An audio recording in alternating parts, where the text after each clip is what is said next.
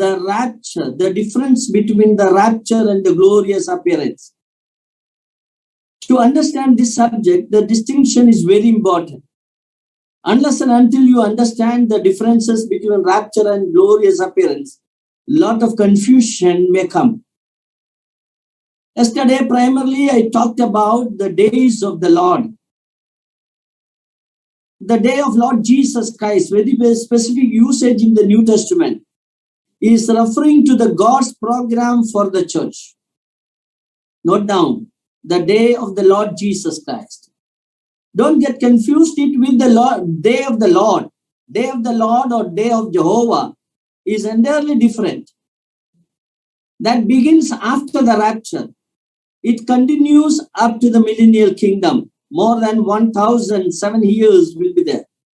It includes the tribulation and the millennial kingdom.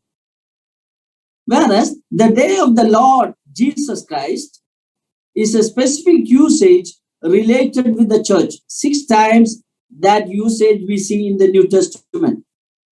That speaks about the period of rapture, followed by that the judgment seat of Christ, then the marriage of the Lamb, and the marriage feast. All this includes under the day of Lord Jesus Christ. Then we have seen the difference between the rapture and the glorious appearance. As I told you, for the New Testament believers, it is the rapture. He is coming like the bright and morning star. Whereas, for the Old Testament saints, he is coming like the Son of Righteousness. One is a private event, the other one is a public event. The whole world will see the Son of Righteousness coming in glory and majesty. As I told you, probably it is going to be a live telecasting. All the tribes of the earth shall see him coming. Matthew chapter 24 verse 30 very clearly speaks about that. And we saw the difference between these two last week. The rapture, it can occur at the time, comparatively peaceful time. When they say there is peace and safety at that time, the rapture will occur. Whereas the glorious appearance will occur at the time of the war, especially the Armageddon war. At the end of that, it will occur. There's no signs given for the rapture, but there are a lot of signs given for the glorious appearance. One takes place before the tribulation period. Rapture takes place before that. Whereas the glorious appearance will take place after the tribulation period. So these are some of the things we consider. I don't want to repeat all the things. Then we saw that he's coming like a thief. Thief is coming for 3 purposes. Number 1, he's coming to steal. Number 2, he's coming to kill. Thirdly, he's coming to destroy. We see all these things are involved in the coming of the Lord Jesus Christ. He's coming to steal or to take the most precious and valuable thing from the earth. That is the church. After 7 years, he will come in glory to destroy and to kill the enemies of Israel. That is at the time of glorious appearance. Then the millennial kingdom will be established. At the end of that, the heaven and the earth will be destroyed by a great noise. We see the God's program is related with the Lord Jesus Christ is an extended program. It is not just a small event. It is a vast event that is going to take place. And these are the things we consider yesterday a little bit. Today we will go into the little more detail and we will study, we will read in the beginning the 1 Thessalonians chapter 4, verse 16 to 18. One of you can read for me. You can note down. 1 Thessalonians chapter 4, verse 16 to 18. That is the text that we are going to have today. For the Lord himself will descend from heaven with a shout, with the voice of an archangel, and with the trumpet of God, and the dead in Christ will rise first. Then we who are alive and remain shall be caught up together with them in the clouds to meet the Lord in the air.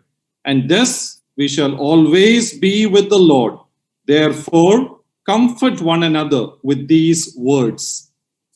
May the Lord bless the reading of the scriptural portion. Comfort one another with these words.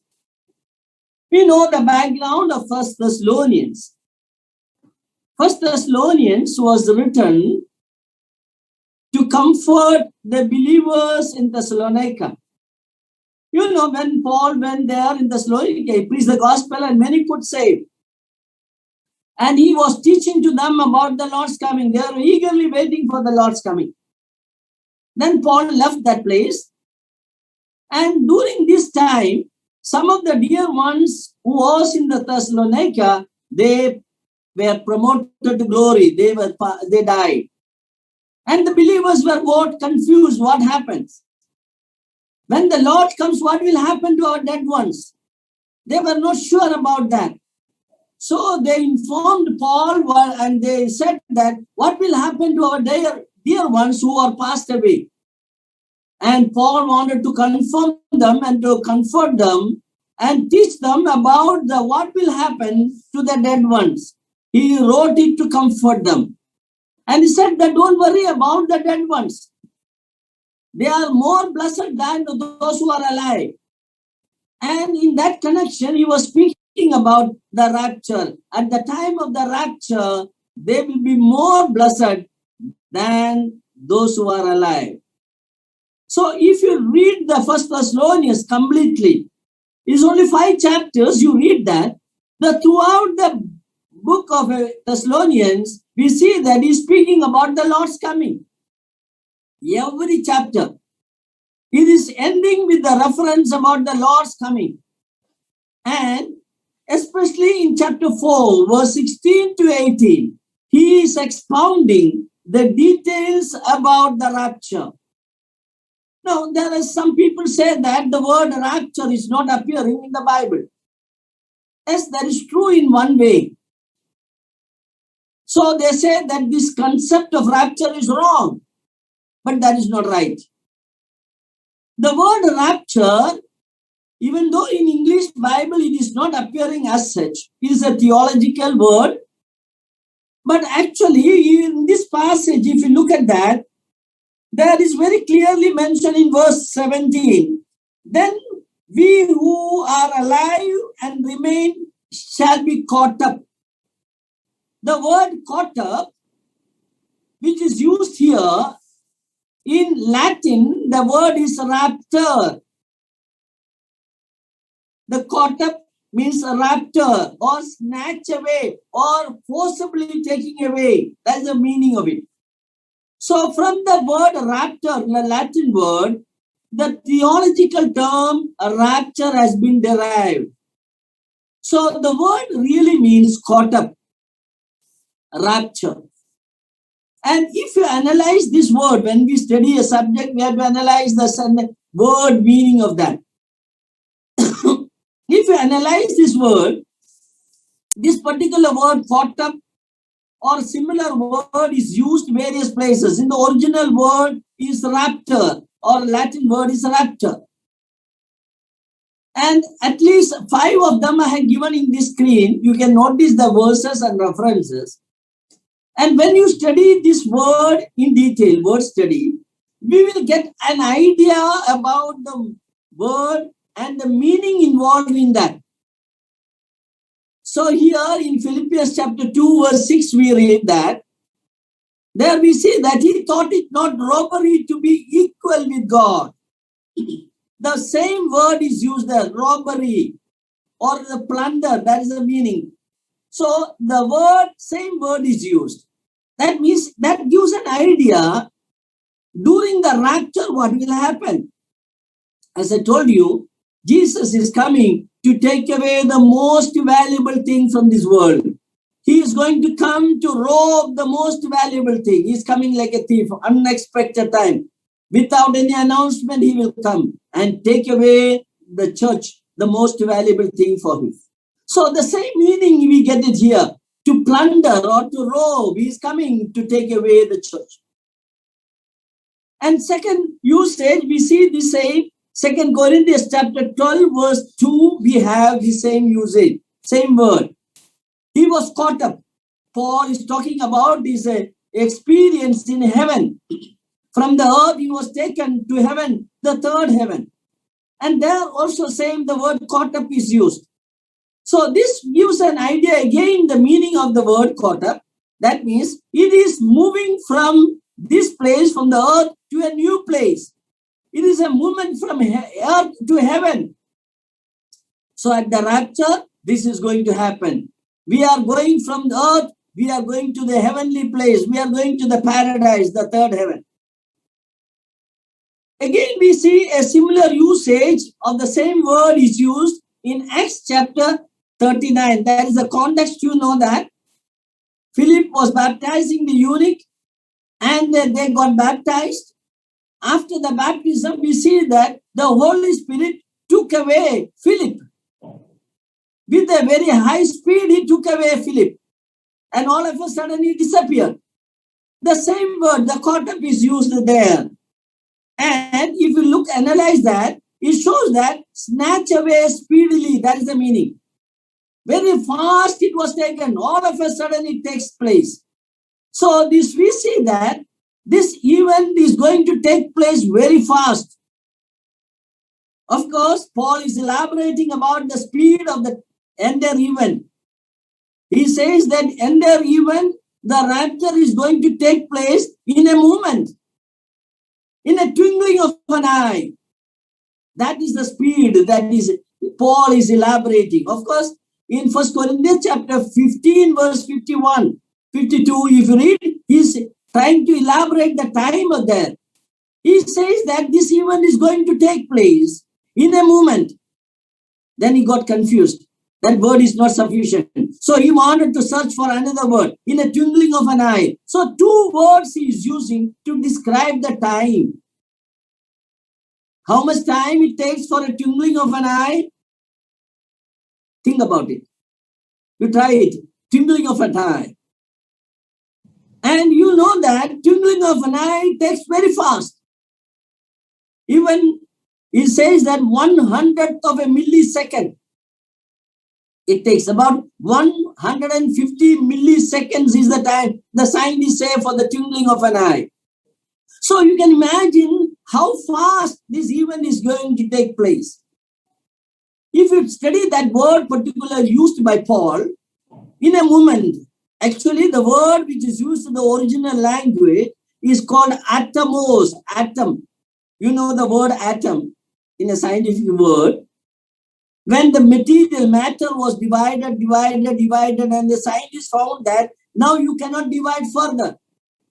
So an undivisible part of a matter is called as atom. You cannot divide further. So we see that later on scientists divided the atom also. That's a different story. But still that word atom is used. Atom is something you cannot divide further. That's the meaning.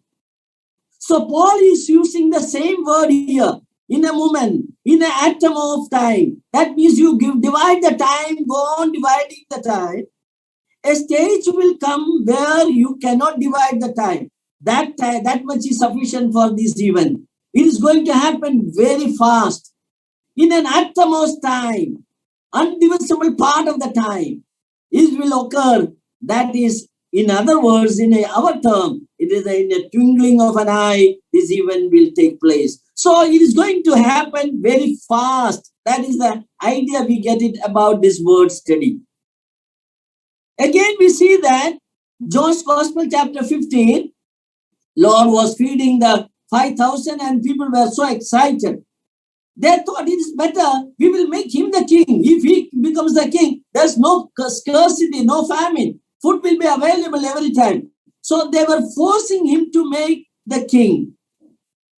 So we see that, and the same word is used. They forced, they snatch away forcibly. That is what we see that. But even during the time of the rapture, the same thing is happening. We will be snatched away from this world forcibly by great force, because the force should be against the gravitation. The force should be, it is mobile. That means we should be able to go up in the air. It should be very fast. So it is a forcibly we are going to be taken up at the time of rapture. Again, in Acts chapter 23, verse 10, if you study, the same word is used there also, caught up or rapture, the same word. There we see that the Paul was in a danger. The captain of the Roman army understood that he was in danger. So he decided that he should rescue Paul from the hands of the Jewish people. So he sends an army to rescue him. And he was rescued from them. And he came to a safe place. So we get another meaning here, rescue from danger. So the rapture is something which helps us to escape from a danger. You know, the Bible says that there is a danger that is going to come. The danger is called the tribulation period. But we know that Lord has planned in such a way that the church will not pass through that danger. We are going to be redeemed, or we are going to escape from the wrath that is going to come. So rapture gives all this meaning in that. You study these words, you can understand all these implied meanings are there in this word rapture or caught up. So this is what we understand about the word meaning rapture. Rapture means caught up. So Lord is going to come again to take us to heavenly realm. And we are studying, we see therefore there are a lot of views are there. Any doctrine you take, there are different views are there. Same way in this particular subject also, there are so many views are there. At least I don't want to elaborate this view because it's a very vast subject. I just want to draw your attention that such type of doctrine is there. That's all. The first of all, the first view is saying the partial rapture theory. According to this theory, some of the churches are practicing that or they teach that. According to them, the whole church will not be taken away. Only the part of the church will be taken away. Those who are living a holy life, those who are really born again. And only those who are really born again and living a holy life, born again is not sufficient, you should have a holy life and perfect life, then only you will be taken away. Some says that only their church will go, all other denominations will not go. I remember once I was a young man at that time, some people came there and they started telling me about that. You will not be taken away. I was really shocked. I am waiting for the Lord's coming. They said that you are not going to be taken away. Only truly those who are anointed by the Holy Spirit, they will be taken away. And he told me very further that the brethren people will not be taken away. And that group, actually you may know that, they were all known at that time as Ceylon Pentecostal group or T Pentecost. Now it is called as TPM, the Pentecostal group. They teach this one. They say that all church will not be taken. Only part of the church will be taken. Only those who are living a holy life and anointed by the Holy Spirit and those who are speaking the tongues, only they will be taken away. And they told me very specifically, the brethren people will be left out. I was really shocked. Let me tell you, brothers, don't worry about it. Bible never teaches about that. This is a wrong teaching. You come back to one of the verses, at least when they come, and you should be able to tell them with at least one verse, it will help you to expound to them. Come to 1 Corinthians chapter 15, verse 51, you can read there, where we read about that, the rapture. Let us read that. Verse 51. 1 Corinthians 15, verse 51. Behold, I tell you a mystery. We shall not all sleep, but we shall all be changed. Yeah, Paul is talking to the Corinthian believers. He was very clearly says that, I want to tell you about this mystery, the mystery of the rapture. And we shall not all sleep. We will not all die. Some will be alive at the time of rapture. But one thing is saying, but we shall all be changed. Look at that. We shall all be changed. Not that some of you will be changed and only half will be taken, not like that. Only some of you will be taken away, not like that. We shall all be changed. So the church will all be changed. To whom he is talking about? Paul is including himself. He said, we all shall be changed. He is talking to the Corinthian believers. You know what type of church it was. Corinthian believers had a lot of problems, multiple of problems. And you know, they have litigation. There are political party like that, Peter's party, Apollos party, Christ party, Paul's party, all parties were there in that. Lot of multiples of problems they had in Corinth. Even then, when he's talking to the Corinthian believers, he's telling that we all shall be changed. Brothers, it's a very comforting verse to us. If the church of Corinth all shall be changed, don't worry about it. All the believers, truly born again believers of Kuwait assembly shall be changed. Not that partially raptured. All shall be changed. So don't worry about it. If you are really born again, God knows about it and you will be raptured. So the partial rapture theory is absolutely wrong. And there is another theory which says that post-tribulation rapture. This teaches that the church will pass through the tribulation and the church is purified by that. And at the end of the tribulation, the church will be raptured. They mean that the church will pass through the tribulation and at that time the Antichrist will be there and we will pass through he will be ruling upon us and we have to pass through all the tribulation period. And at the close of that, at the end of the tribulation, a rapture will take place. Let me tell you, there's a wrong teaching.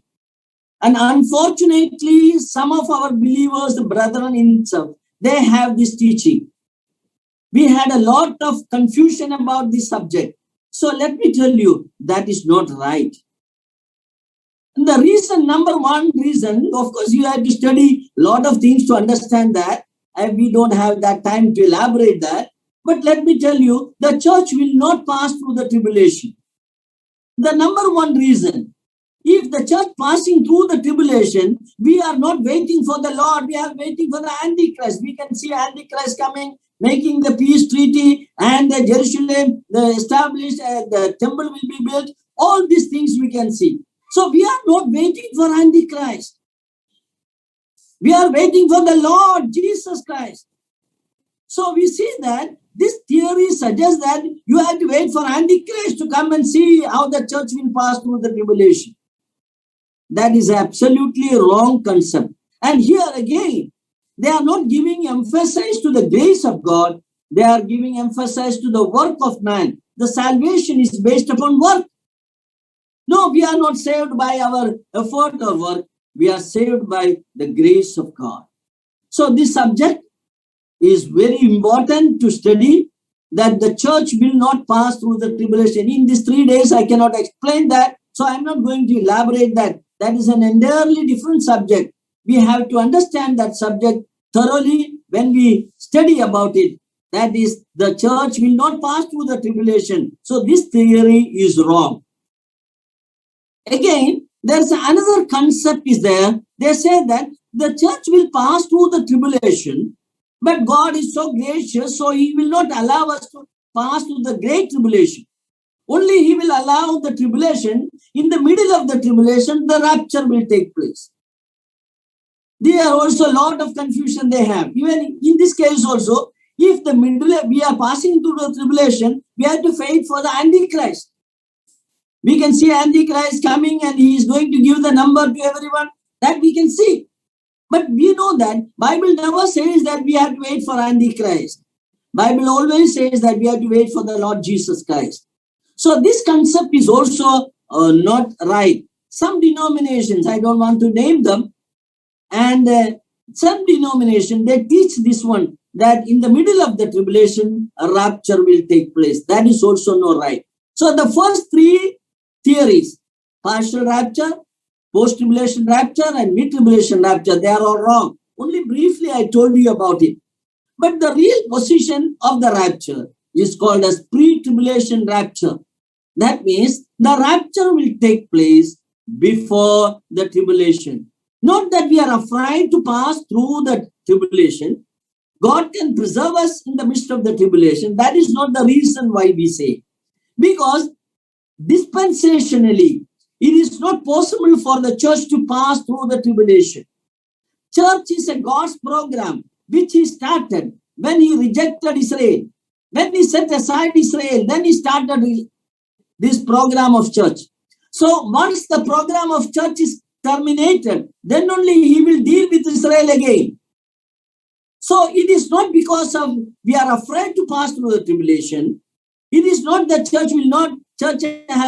Lord was so compassionate and he will not allow us to pass. That is not the reason. Theologically or dispensationally, we cannot pass through the tribulation. To understand this, you have to study in detail the 70 weeks of Daniel. Once you study the 70 weeks of Daniel, it will make it very clear that the church will not pass through the tribulation. And this we hold this view, that is pre-tribulation rapture. That is, the rapture will take place before the tribulation. Now, we don't have much time to elaborate that. So just I will go to the next one. We know the rapture is called as the blessed hope.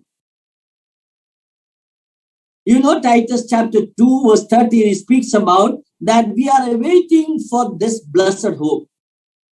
And if you look at the First Thessalonians, I told you, the First Thessalonians completely dealing with the rapture. At the same time, you should understand, Second Thessalonians also speaks about the Lord's coming. But in Second Thessalonians, primarily emphasizing on the glorious appearance. So, rapture is more emphasized in First Thessalonians, whereas in the Second Thessalonians, the glorious appearance is emphasized. Now, look at each chapter of this First Thessalonians. You read each chapter, we understand how Paul is emphasizing about the blessed hope or the coming of the Lord. Each chapter of First Thessalonians ending with that. Let us read some of that verses there. It will give us a very interesting and comforting verse to us. First Thessalonians chapter 1, verse 10 you read. And to wait for his Son from heaven, whom he raised from the dead, even Jesus, who delivers us from the wrath to come. Yeah, Paul is very clearly mentioning and comforting them. He says that we are waiting for the Lord's coming. We are waiting for his Son from heaven. He is going to come from heaven. And so our hope is a heavenly hope. We are looking at heaven and we are waiting for Son to come. And what he is going to do? Who has delivered us? Notice the word there. Who delivered us from the wrath to come? A great wrath is going to come. A great tribulation is going to come. From the great tribulation, he is delivered us. He will not allow us to pass through the tribulation. This is one of the strongest verses. Suggests that the church will not pass through the tribulation. Notice that. He delivered us from the wrath to come. There's a wrath is going to come. Judgment is going to come. But God has delivered us from that. Before that wrath, the church will be raptured. So a rapture is a heavenly hope. Now look at that second chapter 2 verse 19. Again it is ending with a reference of the rapture. Look at that. 19. For what is our hope or joy or crown of rejoicing? Is it not even you in the presence of our Lord Jesus Christ at his coming? Yeah. Here we see that Paul is narrating about that. He said that I came to you and I shared the gospel with you. And when I shared the gospel with you, you people are got saved. And he's saying that Lord is going to come. And when he's coming and to give us the rewards. And I will get the reward. And the name of the reward is mentioned that the crown of rejoicing. Because I shared the gospel with you and you got saved. Because of that, God is going to give me the reward. And that reward is the crown of rejoicing. So this is sometimes the Bible scholars call it this crown of rejoicing as the soul winner's crown. That means if you share the gospel and if you win a soul, the Lord will give you the reward. And so the Lord's coming is a time of joy, is a rejoicing. So we can call it as it is a happy hope. Read first Revelation chapter 22, verse 12. You read that, what is mentioned there. Look at that. Revelation 22, verse 12. And behold, I am coming quickly, and my reward is with me, to give to everyone according to his work. So it is very clearly mentioned that he is coming. Behold, I come quickly, and my reward is with me. He is not coming empty-handed. He is coming to give us the reward. Whatever we have done in this earth, whatever we have done for the Lord, he will give us the reward. Lord Jesus Christ very clearly mentioned, if you give a glass of water in my name, you will get the reward. So if a glass of water is given to a person in the name of the Lord, Lord will reward us. And he will give us the reward. So it is a happy occasion. I still remember in my childhood, I loved to see visitors coming to my home. Especially the weekend, Saturday, Sunday. Many of my dad's friends used to come from the office. And I love to see them coming. When they come, I used to shout and tell mommy, daddy's friend is coming. I jump up and down. The reason is there because I know that when they come, they bring something for me. When they are coming from far, normally I am not looking at their face. I am looking at their hands. I know that in their hands, some biscuit or some chocolate will be there. I will be very excited to see them because they never come empty-handed. So, same way, our Lord is not coming empty-handed. He is coming with the rewards to give us the crown of rejoicing. So we see that Paul is saying that you are the crown of rejoicing. I will be rewarded for my labor for the Lord. So the coming of the Lord is not only a heavenly hope, but it is a happy hope. The third thing we read in chapter 3, verse 13, the last chapter 3, verse 13, you look at that. So that There it is read that. So that he may establish your hearts blameless in holiness before our God and Father at the coming of our Lord Jesus Christ with all his saints. Yeah, Lord is going to come with the saints. At that time, we should appear before him. We should appear before him in holiness. See, suppose you are going to meet a very respectable person, or you are going to attend an interview. How you will attend? You will not go with a casual dress. You will make sure that you are appearing before the interview board in the formal dress. Before going to the interview, you will make sure that at least 4 or 5 times you will see in the mirror whether you are all right. So because we are going to face a delegation, we are going to face a person of a high order. Naturally, we are taking care of ourselves. If that is the case in the human level, how much more it should be before the Lord? Our God is a holy God. So we know that we are going to meet him at that time. So we should be unblameable. There's no blame. Blemish should be there in us. We should stand before him in holiness. So the coming of the Lord Jesus Christ is a holy hope. It is a heavenly hope. He is coming from heaven. It is a happy hope because he is going to give us the reward. But it is a holy hope because we are going to meet the Holy One of Israel. So it is a holy hope. Now comes to the fourth one. Chapter 4, verse 18, we read. Chapter 4, verse 18. Therefore, comfort one another with these words. You know, the dear ones, some of them are passed away. The hearts are wounded, and the wounded hearts can be comforted or healed only by the God's word. So the Paul is telling, the Lord is coming. He is coming from heaven. And those who are dead in Christ shall be raised first. So they are worried about the dead ones. Says that don't worry about dead ones. They are more blessed than those who are alive. Those who are dead in Christ shall be raised first, and then we who are alive. That means we are much more better than us. They are. They will experience the coming of the Lord first. And he is telling, this coming of the Lord is healing your wounded heart. It will comfort you. And so the coming of the Lord is a comforting hope or a healing hope. It heals our wounded heart.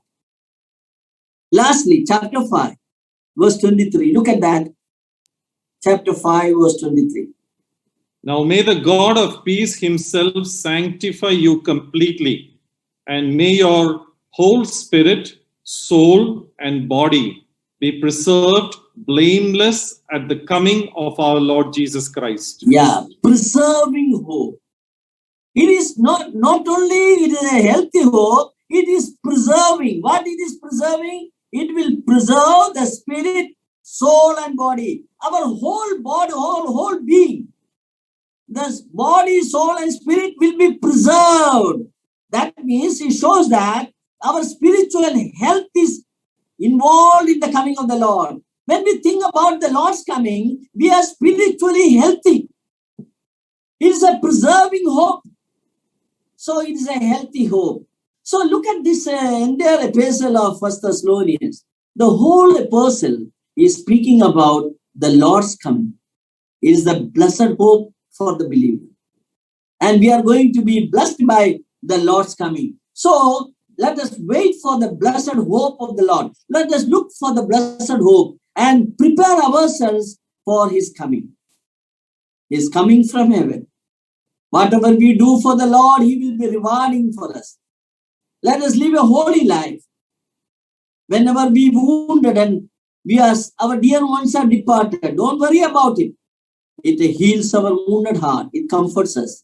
And the hope of the Lord's coming is spiritually enriching us and giving us help.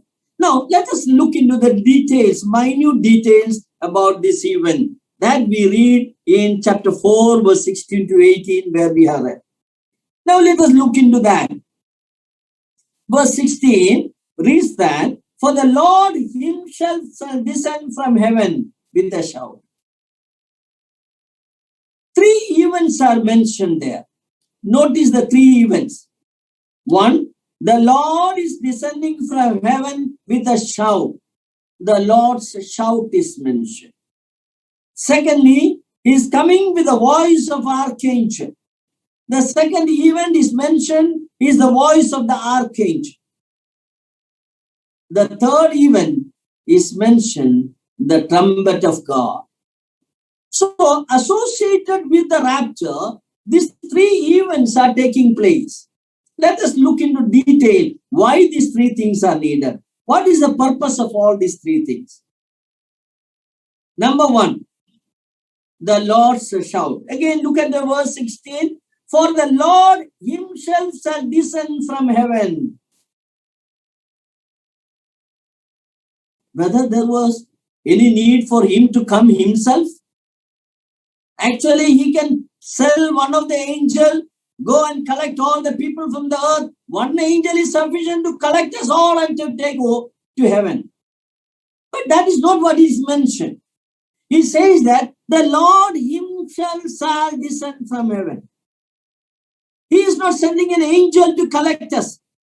One Gabriel or one Michael is sufficient to collect all of us and take it to heaven. But we see that he himself is coming. That shows his love for the church.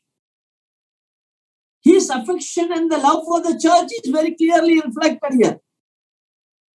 Suppose some guest is coming to your home and whom you like very much, and you see him coming from far you can see him coming. Then what you will do? You will not remain at home. You will go to that person. When he's coming near the gate, you will run towards the gate and you will welcome him and bring him home. Because you have a great love for him. Same way, the Lord himself shall descend. I was so impressed with that. He himself is coming. He is not sending an angel to collect us. You know about the prodigal son and the father. We know that. The father was waiting for the prodigal son to come. He was eagerly waiting when he is going to come. And one day he saw his son is coming. He saw him far off. Far off he see that. Of course, this old man, there's no need for him to run there. Even he can send one of the servants and tell that you go and bring him. He did not do that. This old father, he was so waiting for his son. And the son is coming after a long time. In a bad shape he is. But yet we see that father ran to him and embraced him. Same way, our Lord himself will come. He will come from heaven to embrace us, to receive us, to be with him. What a great joy that shall be. The Lord himself shall descend. That shows his love for us. Now, how he is going to come is mentioned. The Lord himself will descend from heaven with a shout. Now, why he is shouting? He's just making noise or something? He is shouting. What he is shouting? Of course, it is not just a shout. To understand that what he is doing, why he is shouting, you have to turn to the John's Gospel chapter 5. John's Gospel chapter 5 verse 28 and 29, we can understand what it means by the Lord's shout. Let us turn to that. John's Gospel chapter 5 verse 28 and 29. Do not marvel at this, for the hour is coming in which all who are in the graves will hear his voice and come forth, those who have done good to the resurrection of life, and those who have done evil to the resurrection of condemnation. Yeah, very clearly mentions about it. Marvel not at this, for the hour is come in which all those that are in the grave shall hear his voice. Those who are in the grave shall hear his voice. He will say, the Son of Man, you come back, return ye the children of God. So he will call them back and they will hear his voice, and that is the Lord's shout. So the Lord's shout is essential for those who are dead. They will be raised up again. And he has mentioned about this, those who are dead, they will be raised, and those who have done the good unto the resurrection of life. Of course, here are two resurrections are mentioned. Resurrection of life and the resurrection of damnation. If God willing, we'll consider about that later on. Okay. Now let's look at that. The Lord's shout means, when Lord shouts, those who are dead and buried, they will hear his voice and they will come back. In John's Gospel chapter 11, we know about the Lazarus. Lazarus was dead. He was buried. 4 days are over. And we know that the Lord is telling them, you go and show me where the Lazarus was buried. And they showed him where he was buried. And he told them, you remove the stone.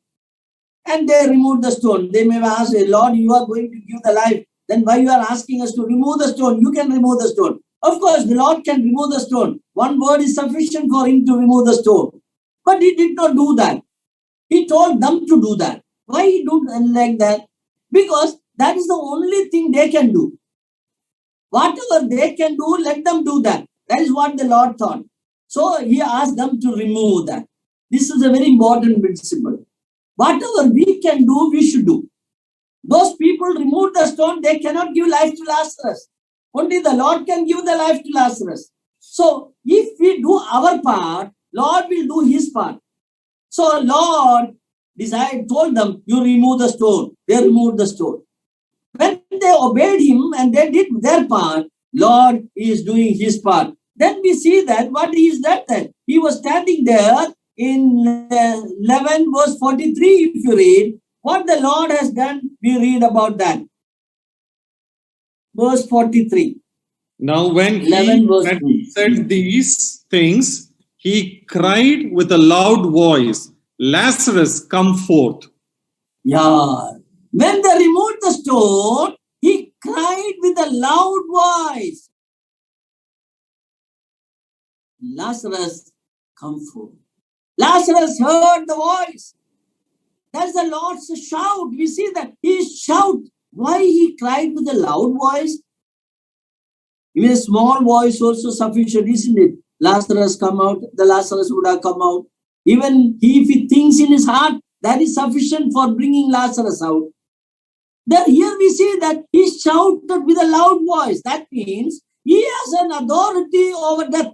He is powerful. His authority over death is explained there. With a loud voice, Jesus said, Lazarus, come out.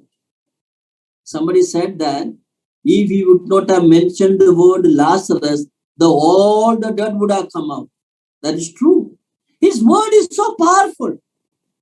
So those who are dead and buried, they will hear his voice and they will come out. The Lazarus came out. So the same thing is going to happen at the time of rapture. The Lord will descend from heaven. He himself will come. With a shout he is coming. What is shouting? The children of men. Return ye the children of men. We Psalm 90, we read about that. He will say that, return ye, you come back. So those who are buried in the grave, they will come back. And they will be resurrected again. We see that in this particular usage. The Lord's shout. Now, the second thing we read about that, he is coming with the voice of the archangel. Sometimes we wonder, what is the use of the voice of the archangel? Now, look at the scripture about the archangel. We read that the Michael is called as the archangel. We read about Michael in the book of Daniel. We read about them in the book of Jude. And we read about him in the book of Revelation. You look at wherever we see about Michael, who is the archangel, and we see him always is fighting with the evil forces. Satanic forces and the demonic forces, he is always fighting. There was an argument for the body of Moses, we see that. And there we see the archangel is coming. The Michael, the archangel is coming and arguing with the Satan. Satan may be telling that, no, the body of Moses belongs to me. It is on my earth, so I will not allow. So there is some debate is there. It looks like that, especially at the time of resurrection, the satanic forces will try to stop the resurrection. They will try to prevent the resurrection of the saints. For example, you know our Lord Jesus Christ. When he was about to be resurrected, we see that what happened? All the demonic forces, all the powers of darkness, they tried to stop him. They sealed the tomb of the Lord Jesus Christ with a Roman seal, most powerful seal. They thought that they can prevent the resurrection of Jesus. If the satanic powers were trying to stop the resurrection of Jesus, it is natural that they will try to stop the resurrection of the saints. At that time, the archangel will be essential. He will be there to protect us and to prevent the activities of the satanic forces. So the archangel, the Michael, and these demonic forces will be always there with their conflict. They are coming as a security for us, safety for us. Another reason we have to understand, we know that at the time of rapture, we have to pass through the air. We will meet the Lord in the air. You look at that verse says that we will meet the Lord in the air. So in the Bible, you can notice that the Satan has another name, and he is named as the prince of the air. That means the entire atmosphere, he is in control. And when we are going to be raptured, at that time, we have to pass through this atmospheric air. When we are passing through the atmospheric air, definitely it is his realm, his area. He will try to stop us. So, archangel is very important there because all the activities of Satan will be prevented and we will get a high security in that case. So, the voice of the archangel will help us to have an high security and will help us to pass through the air without any disturbance from the evil forces. I always imagine like the guard of honor. I hope you might have seen the guard of honor. When a president or a prime minister visiting a country, both the sides, the soldiers will be standing with the rifle and the president will be passing through the midst of the soldiers, those who are on the both sides. Same way, when the church is ascending into heaven, probably both the sides, the angelic host will be standing like a guard of honor. They will give us. And through the midst of this angelic host, we are safely passing through the air and we will meet the Lord in the air. So the voice of the archangel is essential for giving us the security and the safety. And it will be prevented there. Sometimes, maybe a wild imagination, sometimes I feel that when we are ascending up into heaven, the satanic forces, they may be trying to pull us down with our legs, where they will pull us our leg and down. So sometimes you may be thinking, brother, this is imagination is too much, isn't it? It's not my imagination. Come back to the Romans chapter 16. You please read one verse from the Romans chapter 16. Verse 20, please read that. Romans 16 verse 20. Yeah. And the God of peace will crush Satan under your feet shortly. The grace of our Lord Jesus Christ be with you. Amen. You tell me when this is going to happen. Here it is saying that Paul is saying that the God of peace shall crush or bruise Satan under your feet shortly. There's only one explanation for this one. That is going to take place at the rapture. When we are ascending up into heaven, the Satan and the satanic forces will try to pull us down. But we will defeat Satan and we will crush him. We will bruise him under our feet and we will ascend into heaven. Our God is a God of peace. He will get victory. He is Jehovah Shalom. We will get the victory and we will ascend into heaven. So we can understand the angelic forces are needed for that. The voice of the archangel will protect us from the activities of Satan. And all the satanic forces will be defeated and they will be bruised under our feet at that time. So the voice of the archangel is for our protection, for our safety. The last event is called the trumpet of God. And we see that at the trumpet of God, we will be ascending into heaven. What is the use of the trumpet? If you understand the trumpet, that also is a very interesting study. You can make it. Numbers chapter 10, we see the various types of trumpets are mentioned, and each trumpet is used for various purposes. To gather the people of Israel, a trumpet is used, a sound is produced. Another trumpet is used to gather the people at the time of festivals. This trumpet is blown at the time of war. And above that, there's a particular trumpet of alarm. That particular trumpet is blown for the marching signal from one place to another. Israel is traveling. When they are traveling, his signal is given for the traveling. And they will travel from one place to another. That is called the trumpet. So the trumpet of God is a signal to travel from one place to another. From the earth, we are ascending into heaven. And that is happening when the trumpet of God is blown. All these trumpeters' purposes are involved in that.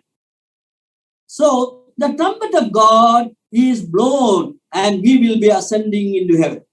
In 1 Corinthians chapter 15, verse 51, 52, if you read that, there it is mentioned that the trumpet is called as the last trumpet. That is a little confusion is there among the people. The last trumpet, here it is called the trumpet of God.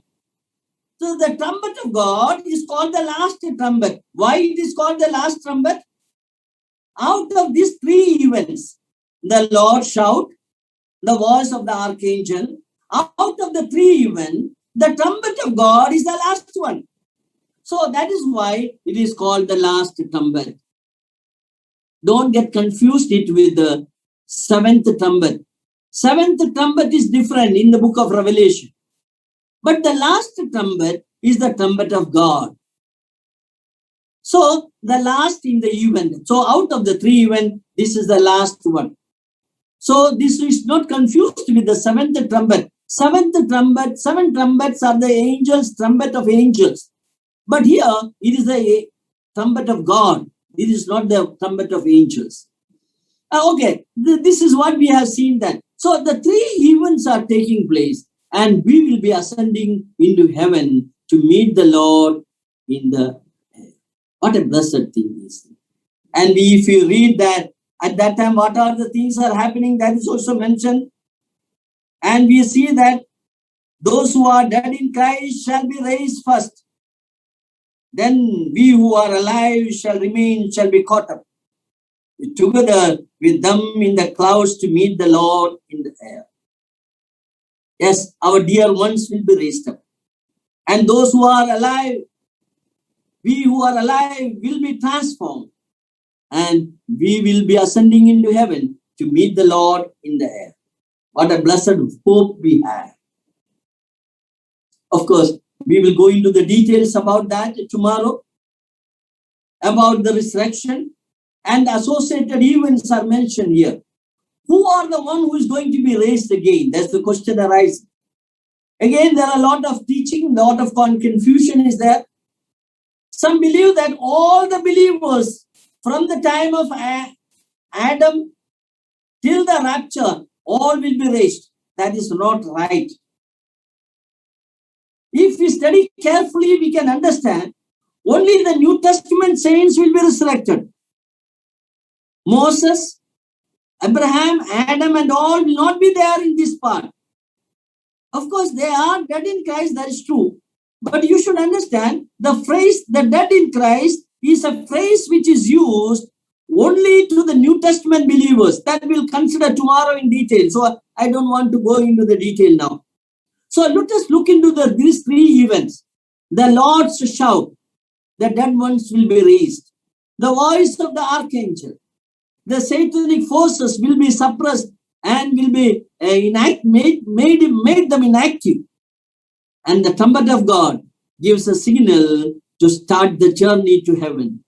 When we hear the trumpet of God, the last trumpet, we will start our journey to heaven. Now, when Paul was writing this, according to the J.N. Darby and other Bible scholars, they say that Paul had in his mind the Roman soldiers' camp of the Roman soldiers. Now, you know, during the time, there was no alarm was not there, nothing was there.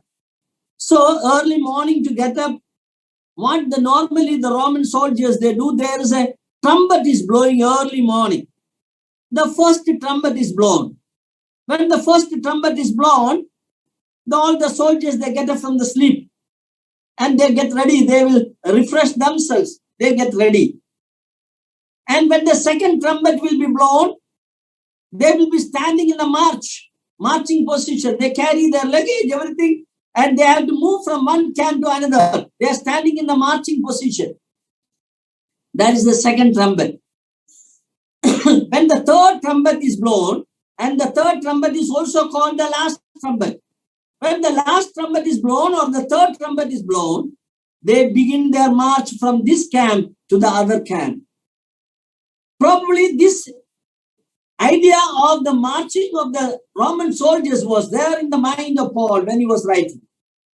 Like the Roman soldiers marching from one camp to the other, we believers will be marching from earth to heavenly realm. First, the Lord's shout will come. Secondly, the voice of the archangel will come. Lastly, the trumpet of God will be blown, and we will be marching happily, rejoicingly towards the heavenly place. This is the blessed hope that God has given. What a glorious event that will be. And all these things will happen how much time? In the twinkling of an eye. In a moment it is going to happen, and we are going to be with him forever and ever. Oh, what a blessed hope that God has given to us. If God willing, we'll continue our study tomorrow also.